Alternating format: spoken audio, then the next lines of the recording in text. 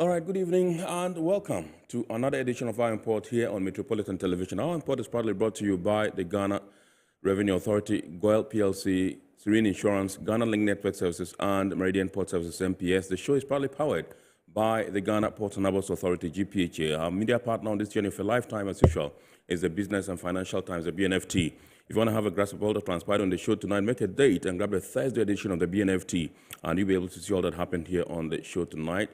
Tonight, we shall be getting interactive with you, and so all you have to do is send us your messages and comments via our dedicated WhatsApp line, which is 0559-019-177, 0559-019-177. And when the time is ripe, I pick signals from my production team. We shall activate the phone lines for you to call in and contribute to the show. Indeed, we are streaming live on our social media pages. On Facebook, we are streaming live at Ghana Ports and Harbours Authority. Ghana Ports and Harbours Authority. Still on Facebook, we are live at Port of Tema, and on YouTube, we are streaming live at Eye on Port. My name is Kennedy Mona. We're going for a quick break. When we return, we'll continue the show. Please stay with us. Every now and again, GOIL makes good things happen. This time, GOIL has introduced Super XP Ron 95, a higher grade fuel loaded with additives and yet sold at the same price as normal fuel. GOIL Super XP Ron 95 enhances engine performance like never before. It maintains the engine by keeping it clean from carbon deposits. GOIL Super XP Ron 95 is designed to burn slowly and thus improves fuel economy, making you save money after several kilometers. GOIL Super XP Ron 95 gives you a smooth driving experience, that is, less vibrations. Fill up with GOIL Super XP Ron 95. Now there's no need to pay more for any higher grade fuel. GOIL has that sorted. GOIL, good energy. Electricity, then pay your taxes. Our taxes, our future. Because you see, without our taxes, we wouldn't have good roads, good schools, better hospitals, street lights, and other very important social amenities. When we pay our taxes, we give our children free and quality education. Talga, my money too small. Why should I pay my tax? Look, small. Salifo, it doesn't matter how small or big your business or income is. You still have to pay your taxes. The little taxes from each and every one of us, when put together, could give your community clean water or that deprived school with tables and chairs. Please pay your taxes. It is your responsibility. It is your civic duty. It is the law. Impressive factory. If only I had listened to you, I wouldn't have been in this mess. That devastating fire virtually wiped out the whole factory and my warehouse. Remember my misfortunes last year? Serene Insurance Asset All Risk Fire policy that I took were there to pay for my damaged stocks in the warehouse, and my machines that were affected by the flood have been replaced. My accident vehicle is back on the road thanks to Serene Insurance motor policy. Currently, my goods are on the high seas covered with their marine cargo insurance policy. I was just telling Ajima about Serene Insurance. Oh, Ajima, tell him more. As a road contractor, I make sure I do my contractors all risk insurance for the projects and then workers' compensation for all the workers on site. With Serene Insurance, they will make sure they will cover your unknown tomorrow today. Serene Insurance, a new face of insurance. Call us now.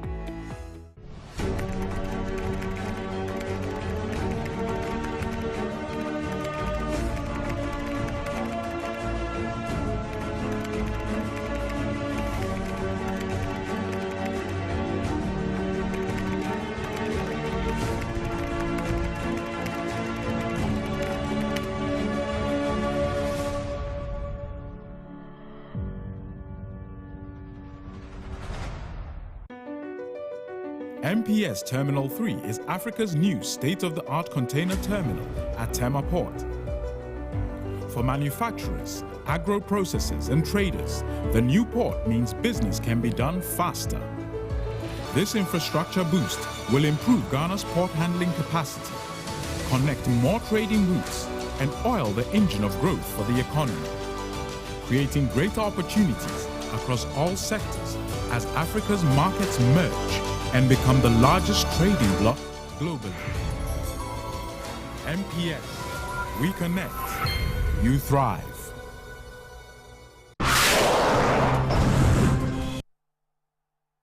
All right, so you're welcome back. We're now going to take a look at happenings in the port and shipping industry in the course of the week by way of local stories. Ghana's leading oil marketing company, GOIL, has continued on its drive to modernize its service stations across the country. The company has reopened the Community One service station in Tema, which underwent refurbishment in recent months. The company is therefore entreating customers to visit the station for quality fuels and products. We've refurbished this beautiful station right here in the center of Tema, that is Community One. We're doing this to tell our customers that we appreciate them and we want the best things for them. We are assuring them of good customer service as we've opened the station. So we're calling on the trotro, the taxi, the private cars to all come on board because we've opened the station and we are assuring them of top-notch service. We're telling them that when they come to Community One station, they will be warmly received. They're going to get good products, of course, from GOIL, the right quantity and at the right quality. They will meet friendly attendants here to serve them. We have a lube bay, which is also going to be operational soon, so drivers can also come here and have their servicing. Yes, we have the Go Cafe. The Go Cafe is opening soon. We are assuring them that they're also going to get the basic things they need as they come to the station. We'll have our lubricants and other stuff that they can get from the shop. And GOIL is a brand that everyone in Ghana should be associated with. First of all, it's our own company.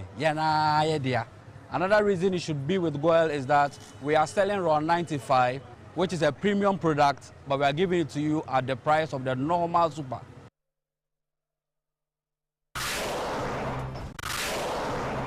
The International Maritime Organization encourages the promotion of a common approach to investigating marine casualty and incidents. The IMO is also keen on promoting cooperation between states in identifying the factors that contribute to marine casualties.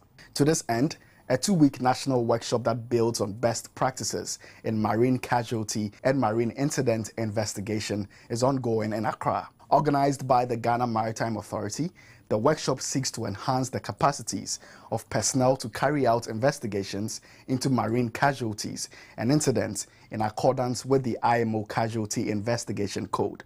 According to the IMO Regional Coordinator for West and Central Africa, Captain Dallas Lai, although the IMO recognizes the complexities associated with aligning procedures, it is important and timely to establish a robust mandatory framework for the conduct of investigations. Just last year, in July 2022, the IMO Secretary General, Mr. Kitak Lim, mentioned how in 2021, the Secretariat has undertook several initiatives to enhance the reporting rates of maritime safety investigations.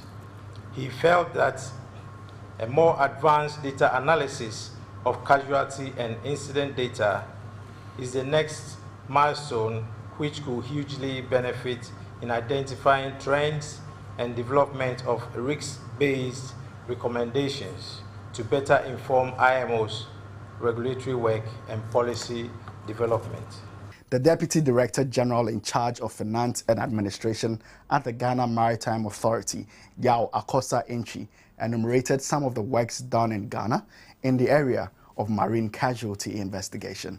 The authority, in its frantic efforts towards casualty investigations, has collaborated with the Navy to set up various committees to investigate various incidents that have unfortunately occurred over the years. Chief amongst them include the MV Madamfo, MV Comforter 2, and other unfortunate incidents on our lakes and inland waters. In all these incidents, the authority is proud to say that the committee of experts that were set up took pains to identify the remote causes before, towards, during the incident, and not just the immediate causes. These investigations have provided the authority with informed facts and figures which have been shared with the IMO via the Global Integrated Shipping Information System and will form a basis of this training.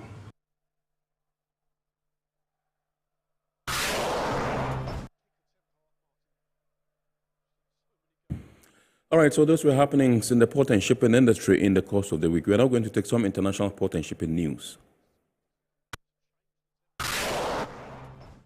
Chinese shipbuilder Hudong Zhonghua Shipbuilding has delivered the giant 24,116 TEU container ship MSC Tessa to its owner Mediterranean Shipping Company.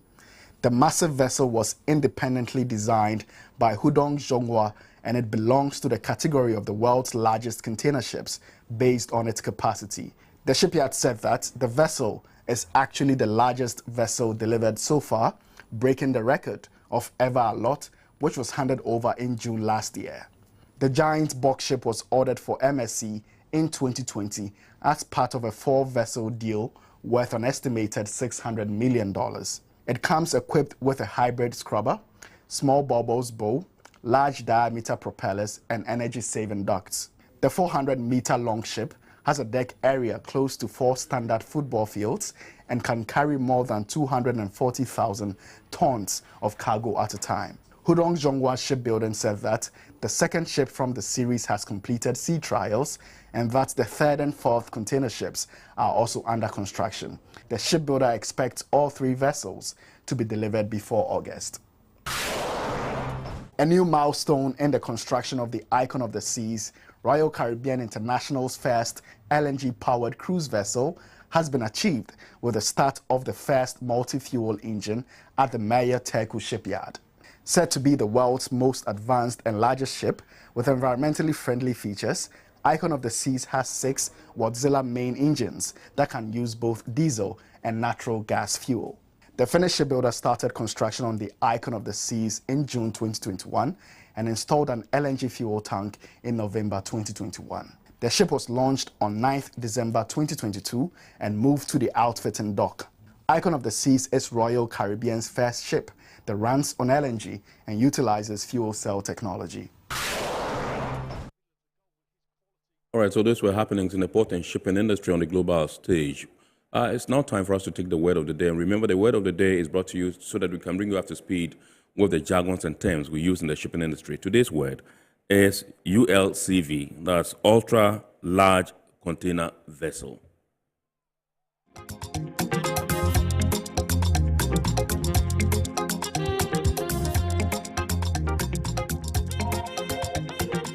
An ultra-large container vessel is a container ship of typically 15,000 to 24,500 TEU capacity.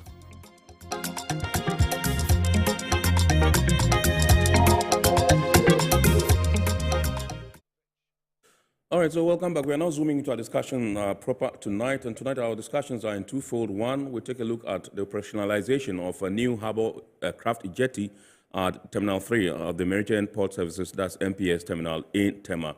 And then we will also be taking a look at the 5% import levy, which is hampering the importation of agro products into the country. And so we'll start with the MPS, story, where they recently, began to operationalize Harbourcraft Jetty, to enhance turnaround time at Meridian Port Services, that's the Terminal 3 in the port of Tema. And so with us in the studios tonight to throw more light on this particular issue is Mr. Emmanuel Ohene-Ado, who is Operations Manager. Emmanuel Ohene-Ado, Operations Manager, Meridian Port Services, MPS. Good evening, sir, and welcome to Iron Port. Good evening. Is this your first time here? Yeah, first time here, yeah. I see. Welcome to the family. And okay. I think a Happy New Year is in order. We're glad to have you. So first of all, we want you to tell us some of the things that you are doing as Terminal 3 to enhance your operations and to ensure that you deliver world-class services that you are currently offering to your clients. Yeah, so MPS from the onset has been committed to continuous improvement based to achieve the objective of being a first-class terminal. Mm. And we are fortunate to have a leverage of network of ports that are owned by shareholders, where we learn and implement best practices similar to what happens in other world leading ports. Mm. And being a first-class terminal definitely goes with providing the best of services. Yeah. And fortunately for us, we've been able to get the support of our stakeholders and partners during our monthly stakeholder engagements, where they normally share with us give us some suggestions and sometimes even positive criticisms on how best we can help in terms of facilitate trade and also to improve on our services. Internally too, we are actually also being able to train our staff so that we can meet the expectations of our customers. We are where we are today because of also the tremendous support that we get from our shareholders in terms of continuous investing in technology and infrastructure and superstructure. So if you can see MPS now, we facilitate transit trade, we facilitate import trade, and we facilitate export trade, which is, I think, is good for the economy of Ghana. Yeah. Okay, so can you tell us, bring us back to, let's go back to basics and tell us what a Harbour craft jetty is. Yeah, Can you explain that? Yes. Yeah, let me just give you a little background. How that works, yeah. A background to this jetty at Terminal 3. We were looking at benchmarking our performance in terms of vessel stay, the port stay of vessels with leading container terminals. Right. And we realized that we were quite behind. So definitely, once we are quite behind in the area of idle time of arrival and idle time at departure. If you talk about idle time of arrival, we are referring to the time that the time that the vessel the vessel come on board and the start of operations. Yes. And if you talk about departure, we talk about when we load the last container and also until the vessel actually sails. And as I said, we realized that we were a little bit quite behind compared to other terminals. Yes. So we actually had to. There was something that we were supposed to do about it. So somewhere at the beginning of last year, we had to engage the Harbour Master, the port health, the customs, and the shipping lines. Yes. To be able to review our pre-arrival procedures and the post-completion procedures to see how best we could eliminate some waste in the processes so that we can able to reduce our idle time, similar to what happens at with these world-class terminals. And so after the end of 2022, we reviewed the process and we realized that we've actually made some gains. In terms of idle time of arrival, we used to be hovering around 119 minutes, close to 2 hours. But we've been able to reduce it to 54 minutes. Wow. A reduction from 100 and something. 119 minutes to 54 minutes. That's about 55% decrease. And also, when you look at the idle time at departure, we've also reduced from 195 minutes to 154, a decrease of 21 minutes. But we still found that with these gains, we are still behind the world-class terminals, where the target is 30 minutes idle time of arrival and 30 minutes idle time at departure. Right. But we realized that, so we also sat down again and realized that one of the actions that we could take was because, you know, the tugboats, the current tugboats and pilots are stationed in Terminal 1, which is on average about 30 minutes drive time to Terminal 3. Okay. So it would be best if we bring them closer to Terminal 3, the beds are Terminal 3. Right. So fortunately for us, we had a platform about just 100 meters to the bed of Terminal 3, where we used it during the project stage. We used it to transport our casings for the construction of the quay wall. Right. So what happened is that we contacted once again the Harbour Master and his team, and together with our team, they redesigned the place and to make sure that we have into a jetty. Right. Whereby now we can have the pilots closer, and we also have the tugboats that is used in pulling and sailing vessels. We also have them closer at berth. And this is what gave birth to the jetty at Terminal 3. Yeah. How long did it take you to get it started and completed?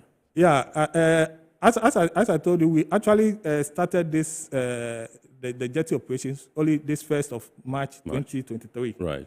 Yeah, and we have actually is currently in operations, and we are even moving a step as usual, and in our focus on continuous improvement too.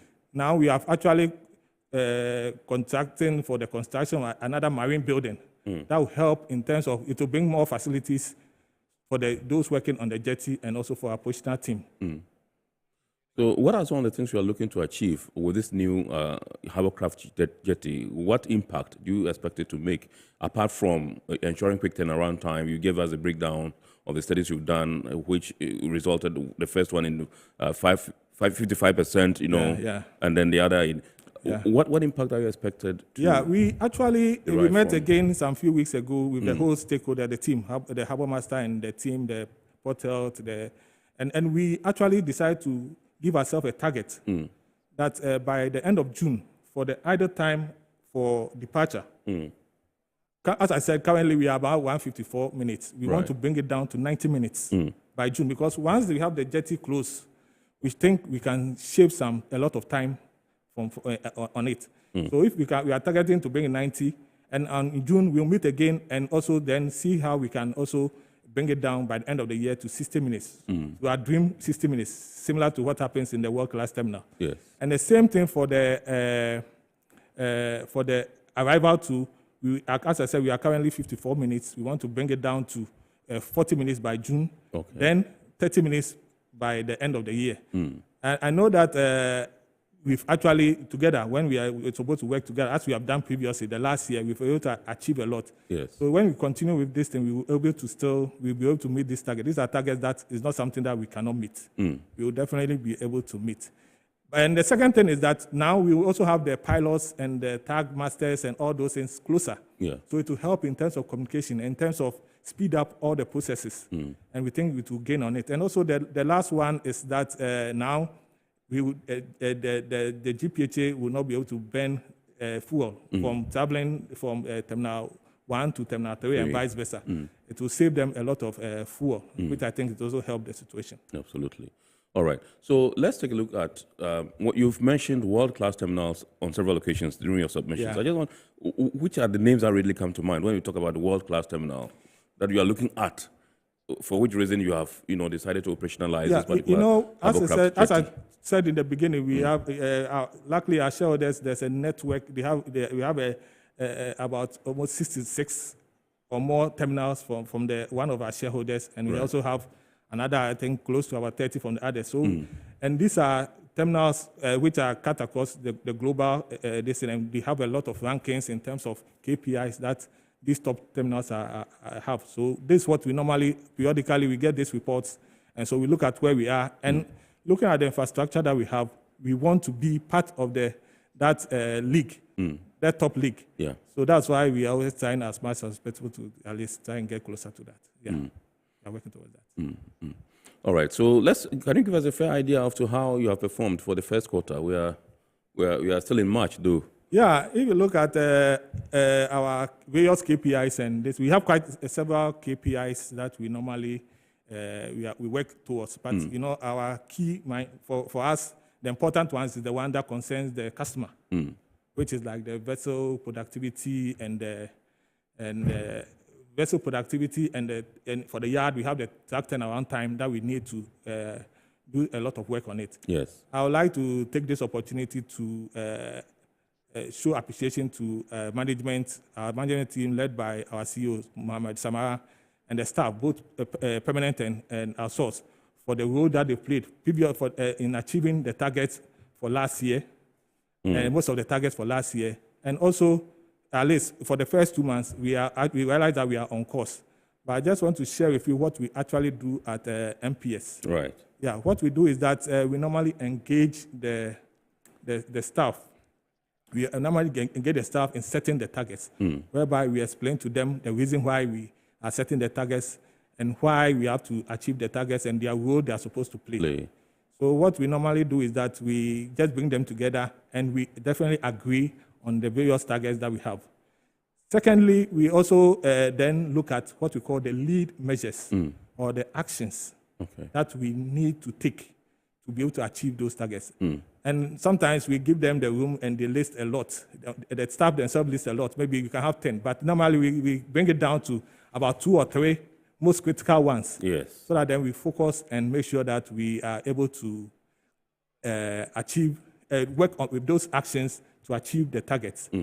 And what the next thing that I think, which is very important, which I also encourage most companies to follow, is that when we start with these actions, we need a scoreboard, what we call a scoreboard. Because to know whether we are either winning or losing. And we have a live dashboard or live scoreboard, which is color-coded, red, yellow, green, which normally is at various locations. So it's not only the management who normally see whether we are doing well or not. We always have the staff walking around, anybody walking at any point in time. Once you see the red sign, you realize that there's something not going wrong with a particular vessel, or it's something going wrong in the yard. So then we have to take the required actions to correct it. If it's yellow, we see, oh, fine. If we are almost there, we have to do a little bit to push here. Okay. And if it's green, we should make sure that we're able to sustain it. So we normally look at all those things. So these scoreboards, and also apart from that, we also give regular feedbacks to the staff in terms of this, what we are achieving, whether we are winning or losing. Through sometimes WhatsApp platform, where most of the shifts have their WhatsApp platform. They share daily productivity figures and also weekly figures. We also have one-on-one engagement. Some of them call it People Connect and those things to just make sure we are always updating the staff on how far we are. And the last one which I want to mention is what we call accountability. Because to achieve these targets, we definitely need everybody on board. We don't want to have maybe some people just doing the work to achieve those targets whilst others are sleeping. So we actually try to identify all those who are not giving out their best, and we take the required measures to bring them on board. And when we finish all these things, at the end of the day, as I said, whether quarterly or this thing, we have our quarterly awards to recognize those who are doing well and those who also need support to training and those things. And so it's a very good process that we are doing, and we monitor these things from day to day, so that at the end of the year, we don't sit down at the end of the year to see that we've not achieved. So at any point in time, we know where we are in our journey in achieving our targets. Awesome. All right. So can you tell us the capacity of this particular new Harbourcraft jetty? The capacity it can handle. It can take the two tugboats, the big ones. I think the 80-ton ones. It can handle two of them. And also, it has the capacity, at least it has the, which I think is okay to handle any vessel. What are the sizes of these tugboats? The tugboats, the weight, like they can pull. The weight, as I said, is I think if I'm not wrong, it's around 80 tons or something. That's. Okay. I may have to confirm this figure. Yeah, each. Yeah. Okay. Yeah. All right.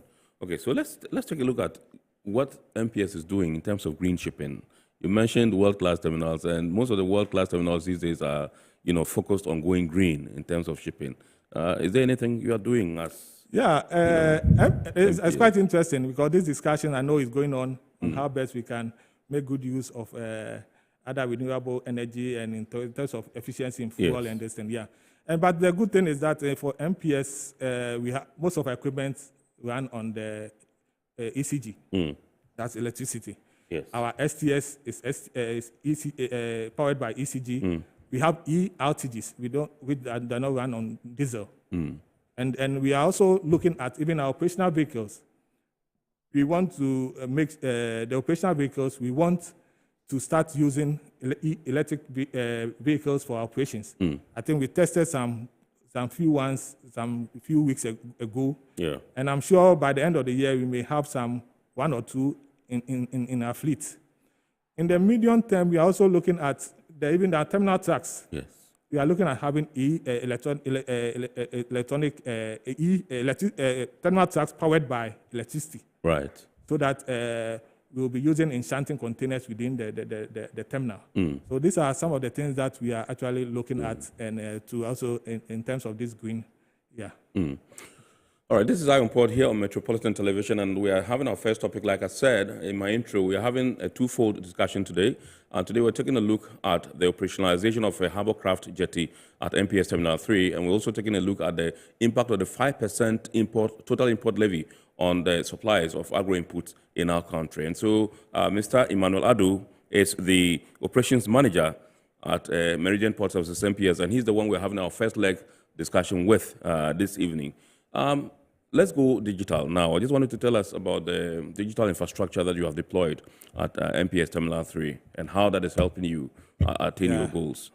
Our digital footprint is quite interesting, and it supports the ease of doing business. If you can look at most of our terminal is fully digitized. We have the vessel operations, yard operations, delivery process, the payment process. It's all digitized. But let me just try and, I think I've said a lot about the vessel side. Let me try and at least illustrate what we've actually done with the delivery process. At the comfort of the freight forwarders, starting from the freight forwarders, at the comfort of their homes or their offices or anywhere that they are, they have access to raise an invoice and do payment electronically. And on the same platform, that's the MPS e-payment platform. Then after that, they have to book an appointment.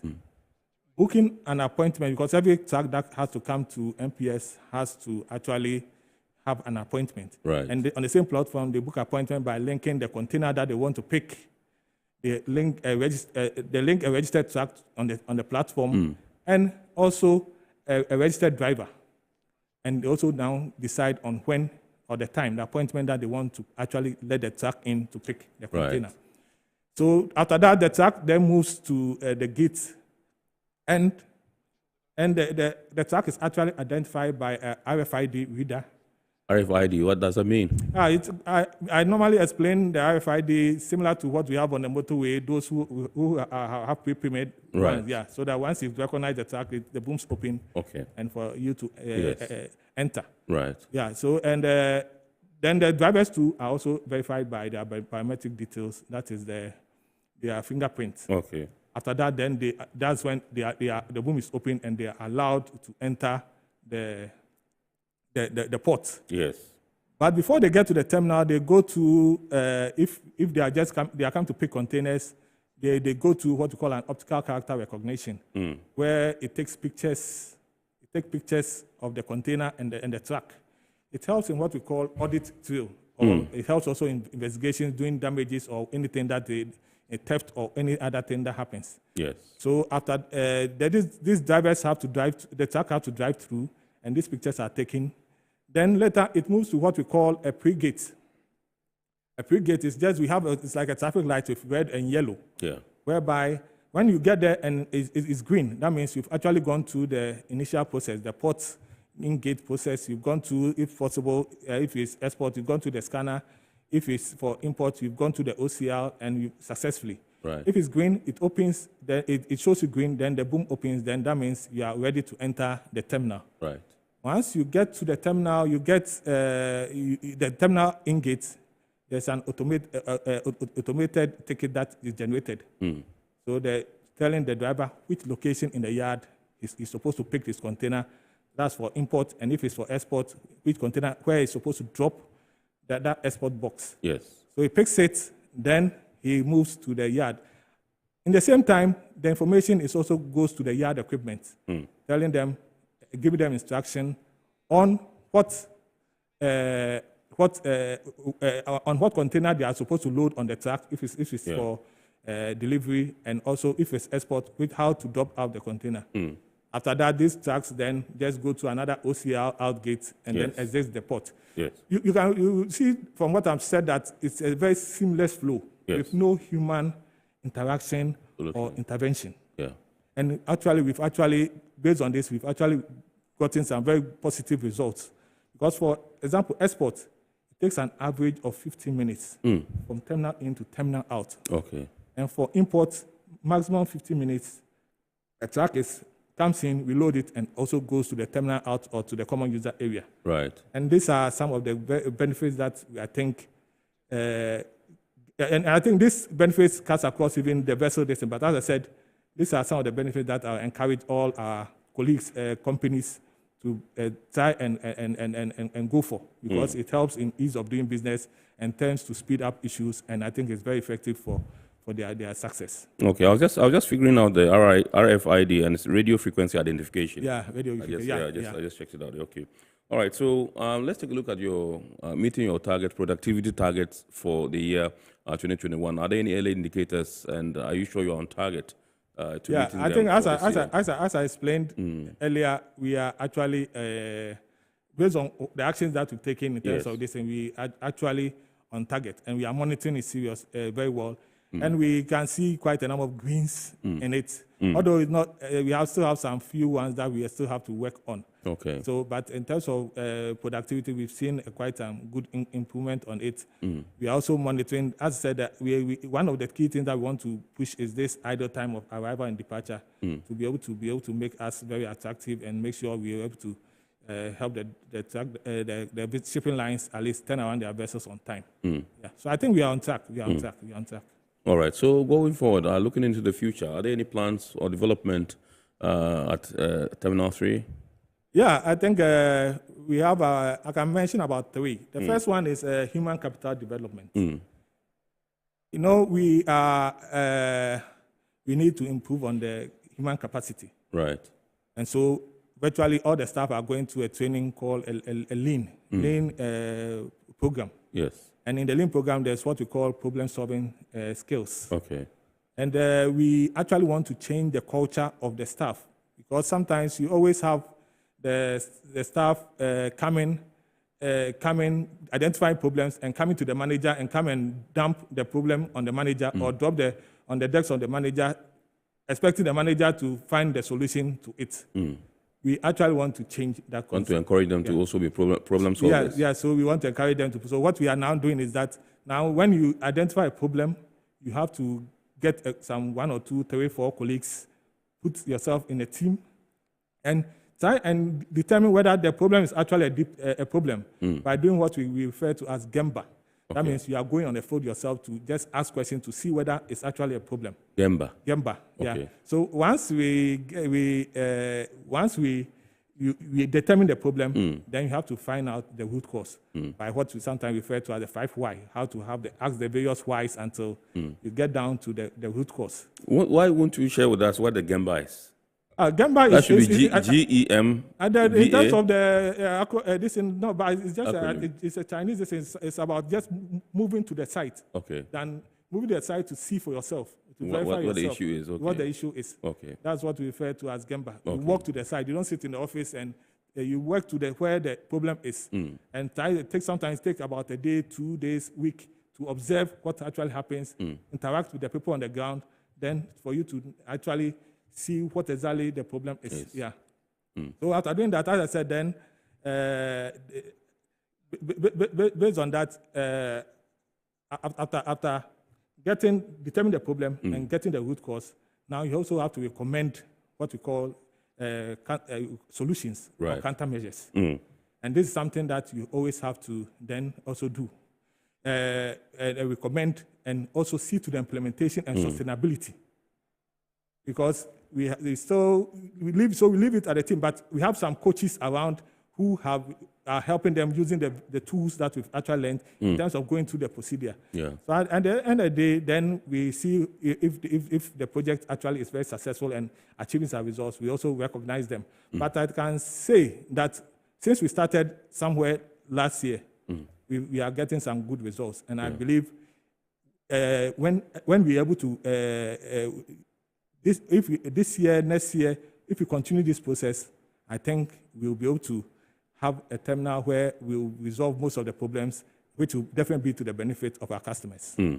Awesome. All right. So we're just about wrapping up, but I want to tell us some of the socio-environmental sustainability initiatives that MPS has rolled out. I know about the turtle hatchery and the rest. Can you bring us up to speed with how far you've come with them and how they are impacting your operations, as a terminal? Yeah, I think you mentioned the first one, which is the turtle hatchery, which MPS is into it.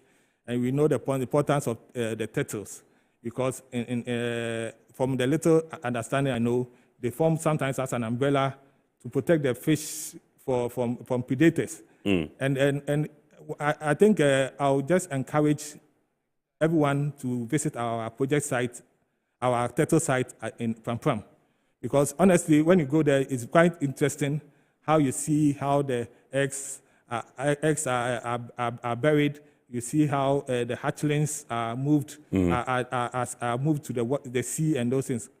So you can see, I think, as of last Friday, we've actually moved about 35,870 hatchlings have been moved to have been sent to the sea.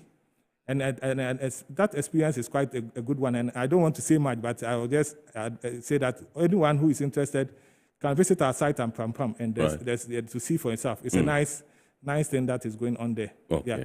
Then the second one too is that somewhere last year, late last year, we actually presented about 6 million Ghana cedi worth of fishing gears, comprising outboard motors and nets, to the fishing community in the Tema environs to boost their economy. Okay.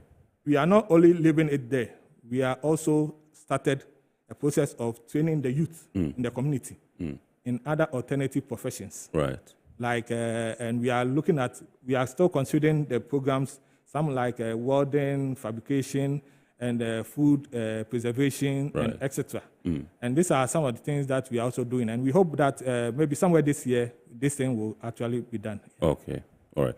There's a message that has come through. It says, good evening. Honestly, I'm proud to see my boss on today's show. Indeed, our goals can only be reached through a vehicle of a plan in which we must vigorously act. There is no other route to success. Exactly what my boss is doing. The best is getting better. This one is from Isaac Apia, RTG operator, MPS. I think he's watching us. Isaac, we're grateful to you for your message. Isaac, your boss has heard you. So, in wrapping up, just like some 30 seconds, tell us what your clients should be expecting and your stakeholders should be expecting from you as you strive to, enhance and improve your operations at MPS Terminal 3 in the port of Tema. Also,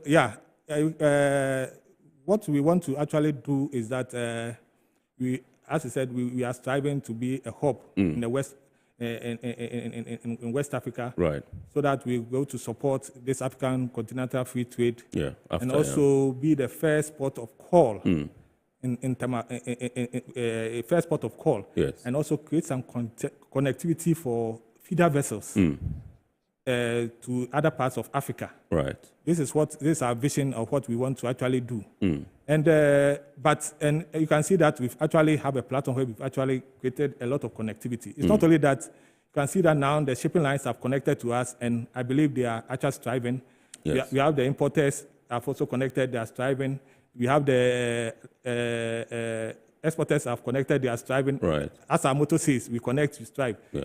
The most important one that is when every day in doing operation, I see that which I get the feedback from the drivers is that the way we have actually done now, they are able to do more moves. Right.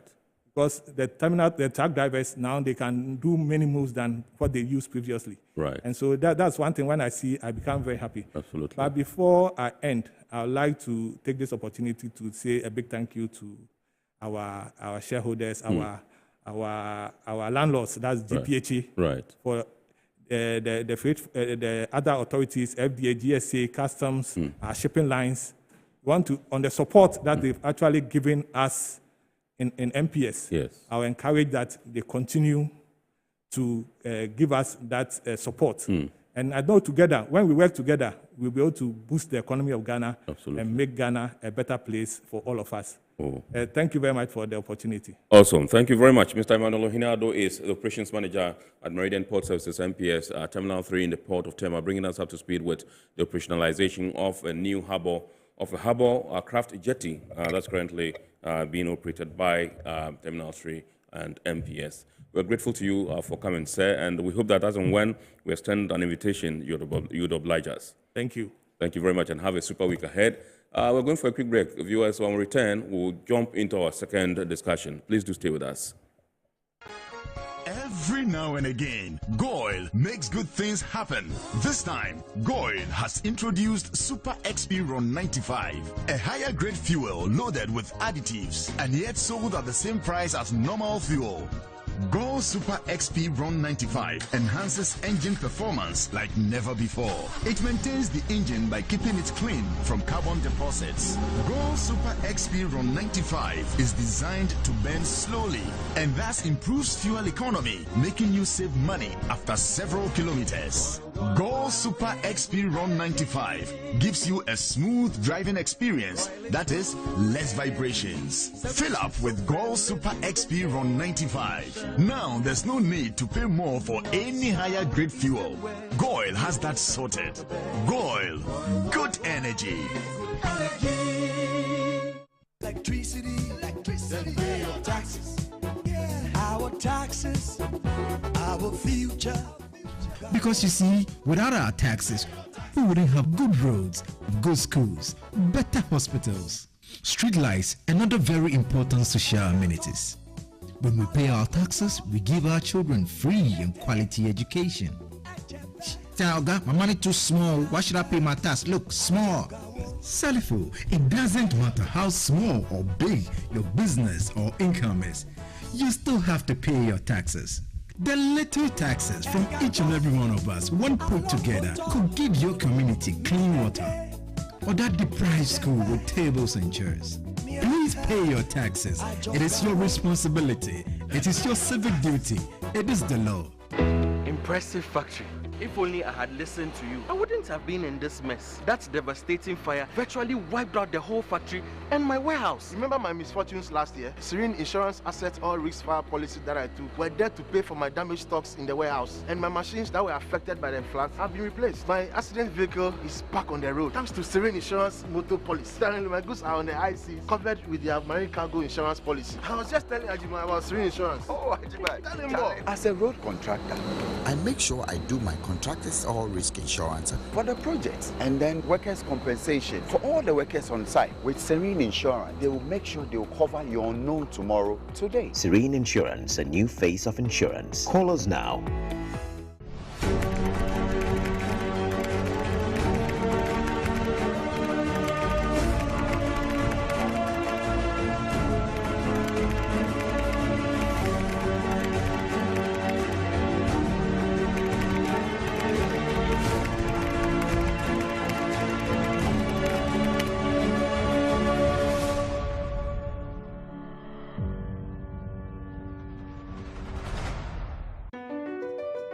MPS Terminal 3 is Africa's new state-of-the-art container terminal at Tema Port. For manufacturers, agro-processors and traders, the new port means business can be done faster.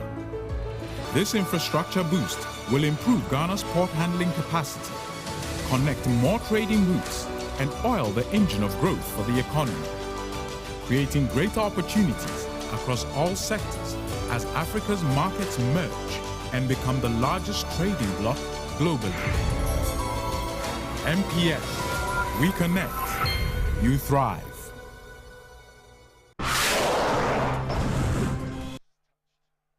All right, so you're welcome back. We are zooming into our second discussion for tonight, and like I said in my intro, we're taking a look at the impact of the 5% total import levy on the supplies of agro-inputs in our country. And this topic has come about as a result of some complaints by the Ghana Chamber of Agribusiness and then CropLife Ghana, with respect to some containers that are stuck, in the port and are not able to come because they're finding it difficult to bring them out as a result of this particular import levy. And so we have in the studios tonight Mr. Rashad Kadiri, who is the programs manager at CropLife Ghana. We're also supposed to have the CEO of the Chamber of Agribusiness Ghana, Morrison Anthony, in the studios, but I think an emergency cropped up last minute, and so it's hard to, add his bedding to that of Rashad, who is in the studios with us. Let me say a very good evening to you, Rashad, and welcome to Iron Port. Thank you very much. Your first time as also? Yes, yes. Happy New Year. Thank you very much. Happy many returns. Yes. Happy New Year, but we are not really smiling as an industry. I know. Yeah. For which reason you are here. Yes. Absolutely. Yes, sure. So first of all, before we go into the crux of the matter, why you are here, tell us about CropLife Ghana. What exactly do you do? So basically, CropLife is an organization, membership-driven, and then our members are basically into the manufacture, importation, and distribution of crop protection products such as pesticides and fertilizers and other agri-inputs. Right. Yes, and we're also affiliated to CropLife Africa, Middle East, and then CropLife International. So when you hear CropLife, then you are talking about pesticides, fertilizers, and to some extent seeds, and then other agri-inputs such as agricultural machineries. All right. So you made a statement. You said you are not you're not happy. Yes. As an industry. Tell us what your issues are. Yeah. So basically, before you do, let me. My production team has advised that I activate the phone lines now, and so the number to dial is on your screen: 02055283353. You can call in and contribute to the discussion. Yes, Rashad. Thank you, Mona. As I mentioned, we are not laughing as an industry because most of our member companies have their goods locked up at the ports due to the high charges that are coming up. Hitherto, last year, the president assented his signature on the Tax Exemptions Act, 2022 Act 1083. And that Tax Exemptions Act was supposed to regulate Ghana's tax exemption regime. And I mean, it was a laudable idea because it was supposed to streamline tax exemptions so that those leakages will be blocked. But interestingly, agri-inputs were not captured in any form in the Tax Exemptions Act, considering the importance agriculture plays in the economic development of Ghana. One would have expected that agri-inputs would have been a major must in the Tax Exemptions Act. Yes. But fortunately, the same act makes up for agri-inputs such that it gives the Ministry of Finance the prerogative to work with various sector ministries so that those sector ministries would put into writings requesting for special tax exemptions for their ministries. Right. And then this will be granted at the ports for them to be cleared. It came as good news, and then on the 10th of January this year, the Minister of Agriculture, the former Minister of Agriculture, Koto, put in writing and then requested for special tax exemptions to be granted to agri-inputs. And this list includes pesticides, fertilizers, seeds, livestock equipment, all manner of agricultural inputs. Right. Requesting for these exemptions to be granted as way back as 10th January this year. And as we speak now, these exemptions hasn't been granted. When did he do that? When did he? 10th January 2023, okay. Yes. Okay, 2023, okay. So, and as we speak now, 3 months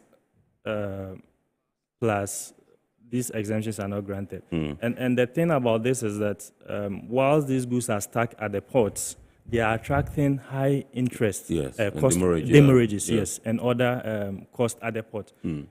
And this, if it is not swiftly acted upon, some of our member companies, I mean, they can't simply bear the cost anymore and have gone ahead to clear some of the goods at higher cost. Yes. I'll give you an example. Last year, one of our companies cleared 15 containers of pesticides.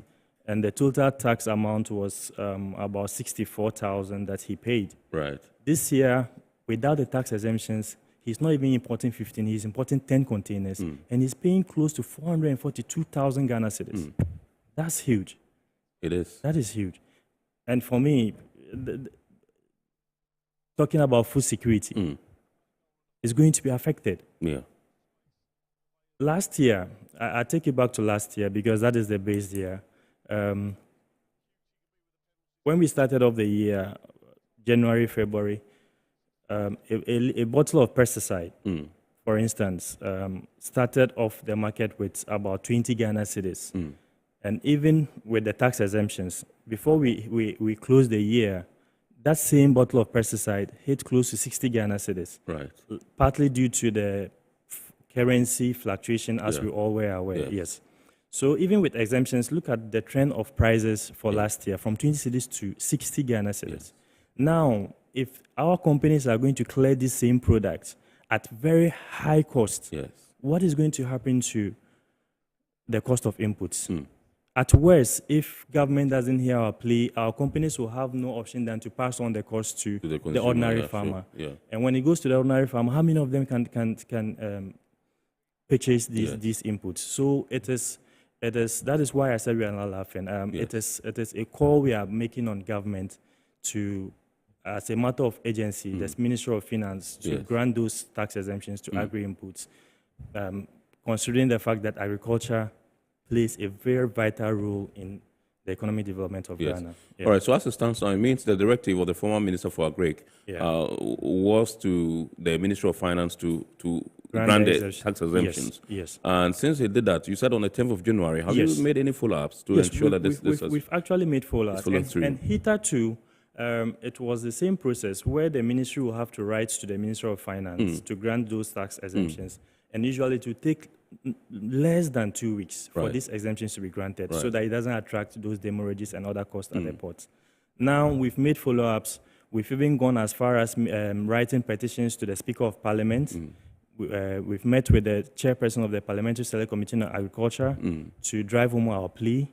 And we are still not getting any results. And for me, for a government that prides itself on the backbone of agriculture, they should be doing better. No, so when you met them, you haven't told us what the outcomes of these meetings. Yes. So basically, where we've gotten to a point where we are all waiting for a substantive agric minister to now be approved.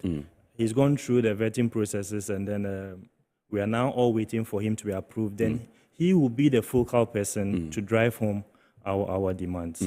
So that is where we are now. I thought your attention would have been with the Ministry of Finance, because the former Minister for Agric has already written to the Ministry for Finance, Minister of Finance. Yes. And it means the document is there, and so you would have to follow up with the Ministry of Finance and ensure that this particular thing is activated, and then, Exactly. So we followed up as well.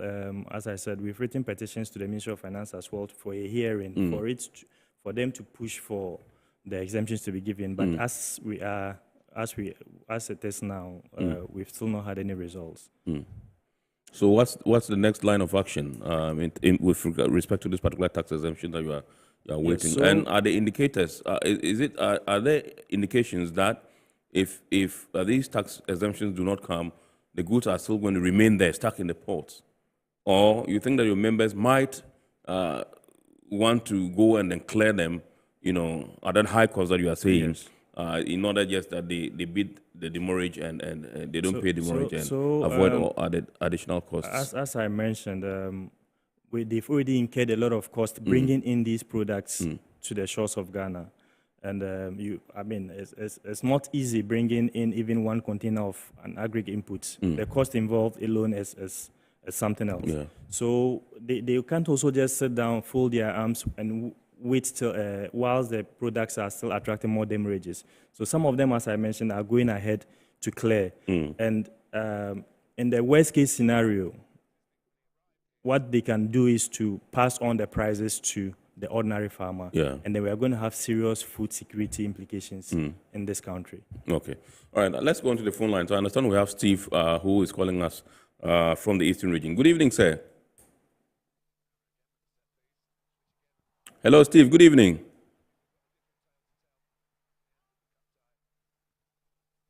Hello. Well, I think his line is off. So yes. Yeah, and then the last 2 years, CropLife, together with some state organizations like EPA and then the PPRSD of MOFA, one of the challenges of the pesticide and fertilizer industry was the proliferation of counterfeit and other illegal pesticides in the system, where farmers do not even have an idea about what is original and then what is fake. So we did a lot of work and sensitizations in those areas, just so farmers can have access to quality and accessible pesticides and fertilizers and other inputs. Now, if this phenomenon should continue, is going to nullify all the efforts that we've made in the past to clamp down the sales and distribution of counterfeit and illegal pesticides in the system. Because if the prices go up, the ordinary farmer would want to go in for the very less and cheaper products, which are formulated from somebody's warehouse or storeroom without any approval from the EPA or PPRSD. And it's going to have an implication on our human health and environmental safety as well. So I think everybody should have a concern in this issue. And then we push for the Ministry of Finance to grant these tax exemptions for agri-inputs. Yes. What has been the reason? What's the reason that has been given for the imposition of the 5% import levy? Yes. So it's already been there. But as I mentioned, usually the Ministry of Agric has to put in writing to the Ministry of Finance to give those tax exemptions. And once they are given, then they can go ahead to clear their goods without those taxes. But as it is now, those exemptions haven't been granted. So they are applicable to the goods that are currently stocked at the ports. So, and I mean, it amazes me to know that even Agro-Inputs should have been categorically stated in the Tax Exemptions Act 2022, Act 1083, so that we don't have to come back every year to give inputs, to give the finance minister that prerogative. Whether or not to issue the tax we shouldn't have even gotten to that side because considering the how sensitive agric is, inputs should have been categorically stated in the Exemptions Act so that we don't have to come back every year to push for the finance ministry to grant these special exemptions to agri-inputs. Well, but I'm told you also enjoy, some other incentives. Is that not so? Oh, yeah, yes. As I mentioned, it's a tall list of taxes. It's a tall list of taxes. Yes. But basically the duties and then some other few haven't been taken off, which are mostly the chunk of the taxes. And that is what we are seeking for the government to grant those exemptions in those. Because, I mean, last year, even with the increasing in prices due to the currency fluctuations and increases in fuel prices, I know on first hand farmers who had to reduce their farm sizes because they couldn't afford inputs. And with this issue cropping up now, a lot of them will have to lay down their tools and then will have to possibly drink water and sleep. Can you give us a fair idea or a sense of the numbers you have in terms of membership? Yes, so currently CropLife as a membership organization, we have 23 member companies. 23 member companies who are into the manufacture, importation and distribution of pesticides and fertilizers and other agricultural inputs in Ghana. Okay, and we saw the news items in the media last week, about 2 weeks ago, and they indicated that hundreds of containers are stuck in the ports. Can you confirm that? Yes, a lot of them have their containers stacked, and a lot still... You have the exact numbers? Not the exact numbers, because not just with our members, with other companies that are not even our members still also have their containers stacked there. You can at least even have one member company having close to 100, 120 containers stacked in the port. These are huge numbers we are looking at. And the thing is, there are other shipments that are also on the seas, on the high seas, that are coming to add up to the numbers. So I think 3 months has been long overdue. And the finance minister should swiftly, we are appealing that you should swiftly grant those tax exemptions for these companies. Averagely, you mentioned 23 companies. Averagely, how many containers does one company import? Averagely 80, 90. 80, 90 containers? Yes, that's huge. Wow. Averagely. Okay, so this one says, can Rashad educate us on some of the taxes charged on agro-input suppliers? My name is Papa. And this one says, how did they come by the number of containers stuck at the port? This is Obi from Tamale. Okay, so I'll just... So these are viewers who are watching us and then sending us questions for you. So I'll just give you a tall list of the taxes that are...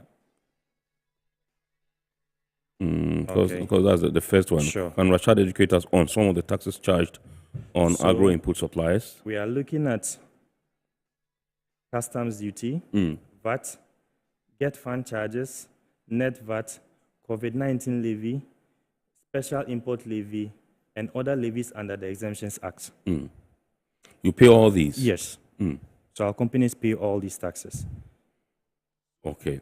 So once you pay all these and the tax exemptions come, it means that you are going to get your refunds. Is that right?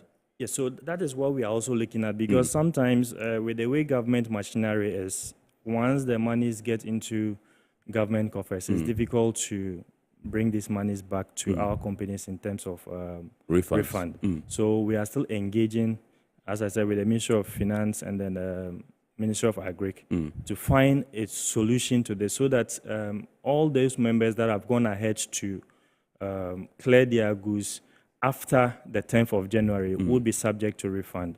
So that cost will be taken off the price of the inputs. Right. But then in between, there's an item of currency differentials as well that has to be factored. Right. Yes. Okay.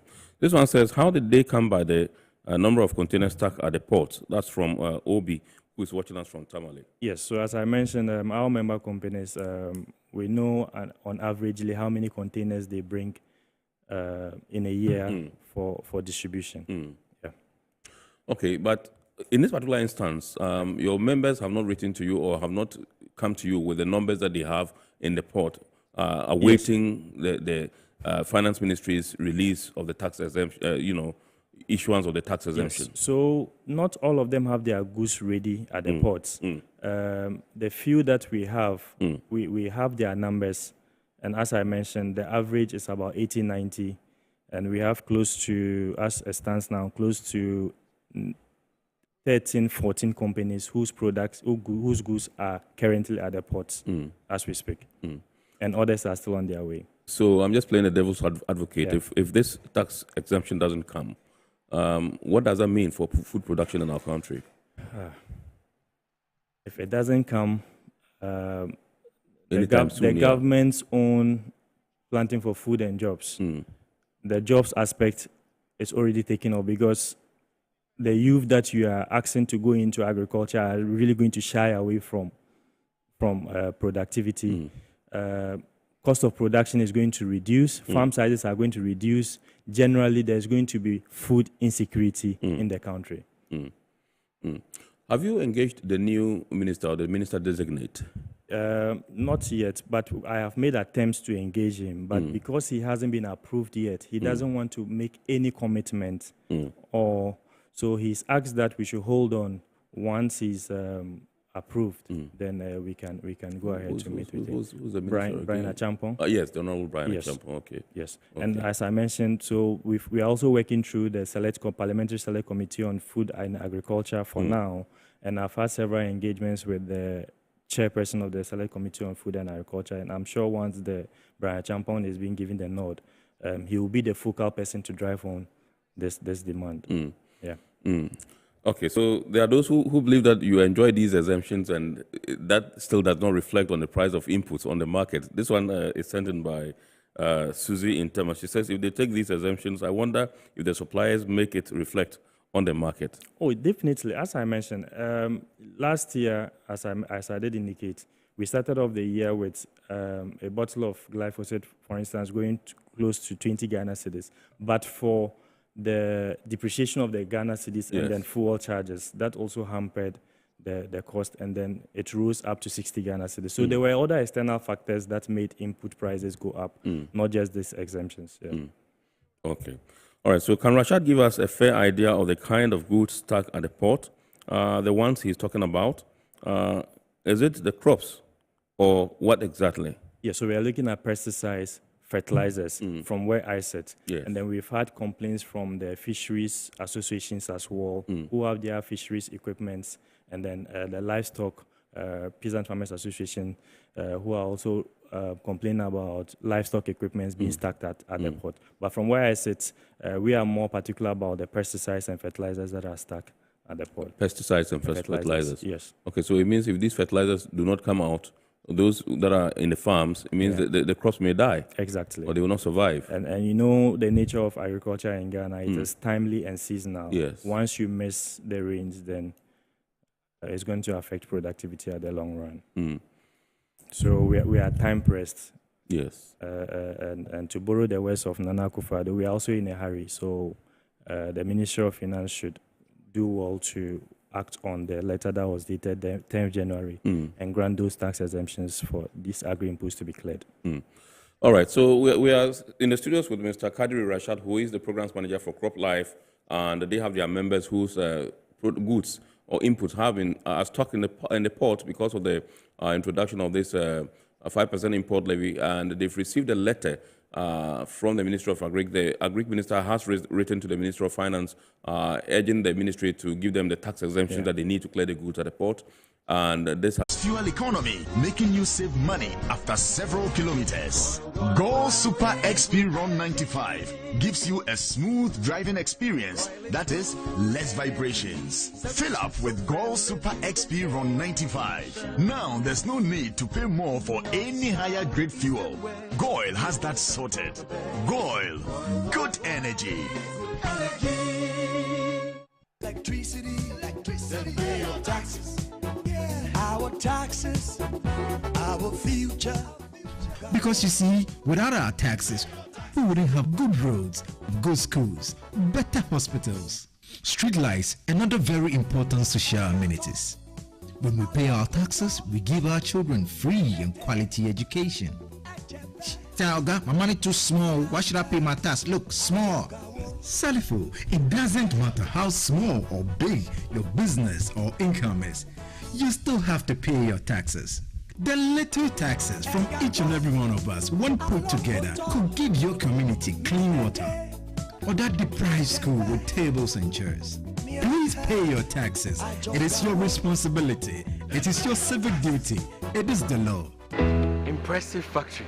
If only I had listened to you, I wouldn't have been in this mess. That devastating fire virtually wiped out the whole factory and my warehouse. Remember my misfortunes last year? Serene Insurance Asset All Risk Fire policy that I took were there to pay for my damaged stocks in the warehouse. And my machines that were affected by the floods have been replaced. My accident vehicle is back on the road thanks to Serene Insurance motor policy. Currently, my goods are on the IC covered with their marine cargo insurance policy. I was just telling Ajima about Serene Insurance. Oh, Ajima, tell him more. As a road contractor, I make sure I do my contractors all risk insurance for the projects and then workers' compensation for all the workers on site. With Serene Insurance, they will make sure they will cover your unknown tomorrow today. Serene Insurance, a new face of insurance. Call us now.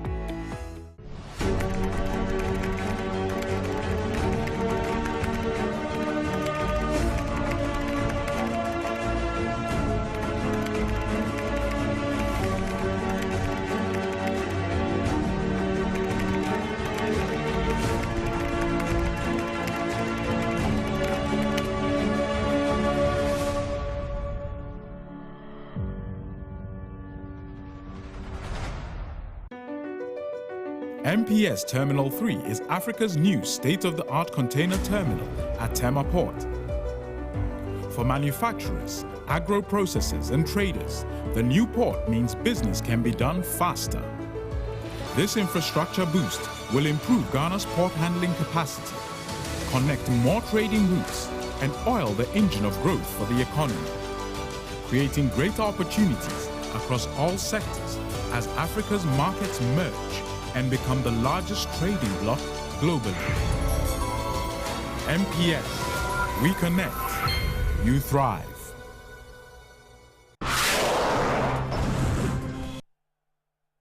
All right, so you're welcome back. We still have Kadri Rashad in the studios, who is the programs manager for CropLife Ghana. Rashad, do we treat agric as business in Ghana? I think agric, from where you sit, agric hasn't been given the necessary attention that it really deserves.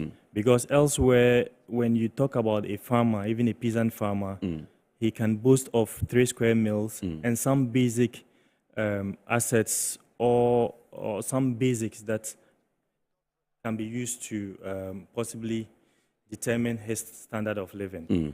But here, agric and the path which we are following, agric is now going to be only for the rich. If we don't give priority to some of these things like the tax exemptions that we are talking about and make inputs very accessible and affordable to farmers, then the less privileged will be kicked out of agriculture. You continue from there. Let's go into the phone lines and welcome Shahab, who's calling all the way from Wa in the Upper West region. Good evening, sir.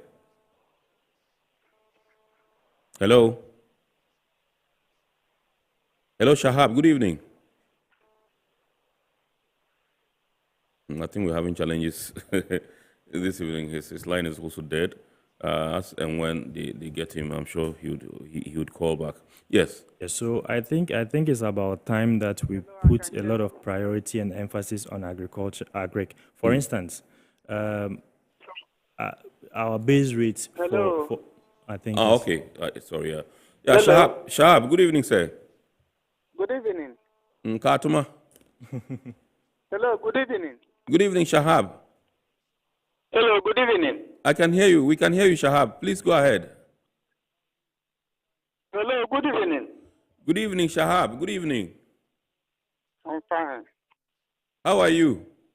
I'm fine. Oh. Good. Yes, please. Atuma Besunja. Please go ahead. The way cost of production is growing, we the farmers, we are really suffering. I used to cultivate 20 acres of maize, 10 acres of soya. Last year, I couldn't do half of it because of the cost of production, fertilizer, seedlings, and other things. Tractor service, we don't know what is happening. And we don't know, like, if the farmer cannot produce enough to feed himself, what do he give to those in the market and the teachers and other people? Don't know what is happening. The government should look at the agriculture sector and do something about it. We are really suffering. As Damia will say, I'm not a politician, but people are suffering. Farmers are dying. Right. Thank you very much, Rashad. We're grateful to you. Shahab, who's calling Rashad, is the one who's Shahab, who's calling us all the way from the Upper West Regional Capital. Wow, we're grateful to you. He says farmers are suffering. That's just the point you were making before his call came in, yes. Exactly. And even as it stands now, we are talking about the youth going into agriculture. Yes. The banks, we all know, are shying away from agriculture because they deem it to be a very risky venture or enterprise. As it stands now, the current base rate for interest on loan is about 54, I think, and that is very high. How many people can be able to take capital from the banks and be able to pay back? Looking at the current nature or the cost of inputs as the situation is now. So it's about time if the government really prides itself on agriculture and wants to succeed. And price itself on its planting for food and job policy, it should swiftly, through the Ministry of Finance, grant those tax exemptions and make agri-inputs affordable and accessible so that we can all enjoy the food security that we are talking about. Now, can you tell me what exactly your expectation as, CropLife Ghana is with respect to government's conduct of agric in the country?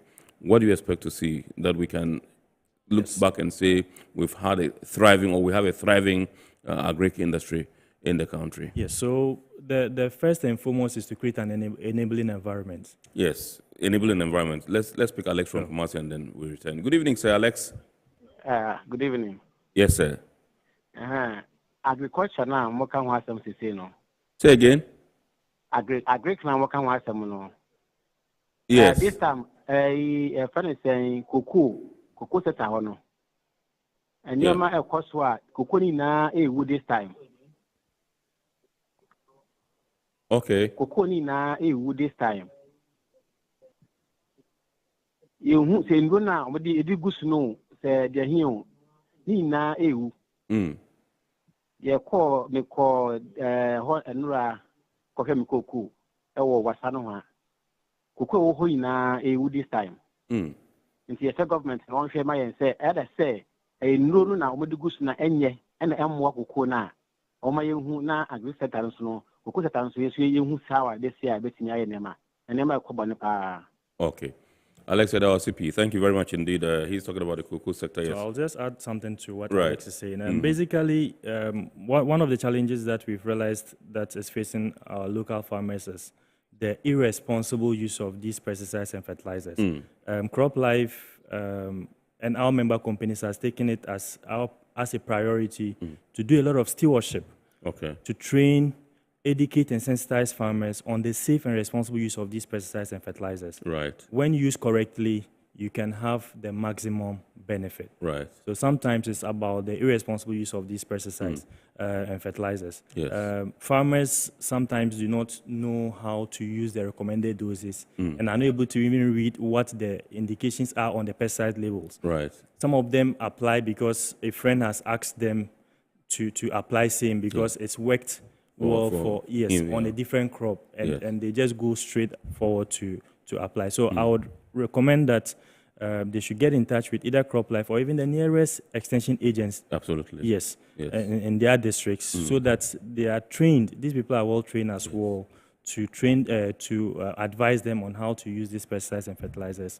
the effective and then the safe and responsible way. Right. Yes. Okay. So you were on your expectations of government as to how we can have a thriving agri sector in Ghana. So as I did mention, the first is to create an enabling environment. Enabling environment in which sense? That is to access to capital, credit. Our own ADB, that is an agricultural development bank. It will surprise you to know the number of loans is given out to the agriculture sector. Yes. So we should restructure some of these institutions for them to be able to work towards what their mandates were really meant for. Right. So that they can help the young and teeming youth, finance them, for them to be able to buy these inputs and then go into agriculture. So enabling environment is key. Is key. All right, so we are taking your last words as you wait for this particular directive from the Greek minister to the finance ministry to materialize, and your member is still wallowing in, this particular thing of not knowing when they're going to get their goods or containers cleared from the ports and all that. What message would you give to government, apart from calling on the Ministry of Finance to, as it were, expedite action? I think I understand we have a last caller on the line, do we? Okay, I understand the line is dropped. Yes. Okay, so my last words would be that, as you mentioned, apart from the Ministry of Finance to grant the tax exemptions, we are also going to push through Parliament so that agri-inputs will now be added categorically in the Tax Exemptions Act 2022, Act 103, so that next year and then the years to come, we will not come back to this same place to discuss tax exemptions again, and it will be a thing of the past, so that inputs will be affordable and accessible to everybody, and then we can achieve our food security that we all crave for. Right. Thank you very much. Mr. Kadiri Rashad is the programs manager for CropLife Ghana. He says they have 23 member companies, and each company is able to sometimes import up to 83 containers. And we have lots of containers stuck in the port because they're not able to clear as a result of the failure, so to speak, of the finance ministry to release their tax exemptions for them to be able to do that. And they are pleading with government through the finance ministry to be able to, for them to get this tax exemption issued so that they'll be able to clear their containers and then get the inputs onto the market for agric to go on smoothly in our country. We are grateful to you, Rashad, for obliging us. Remember, our first leg of the discussion was with Mr. Emmanuel Ohiniado, who is the programs manager for Meridian, operations manager for Meridian Port Services, MPS Terminal 3 in the Port of Tema. We took a look at the operationalization of Harbour craft Jetty in that particular terminal and how it's helping turn around things in terms of operations in Terminal 3, MPS, Port of Tema.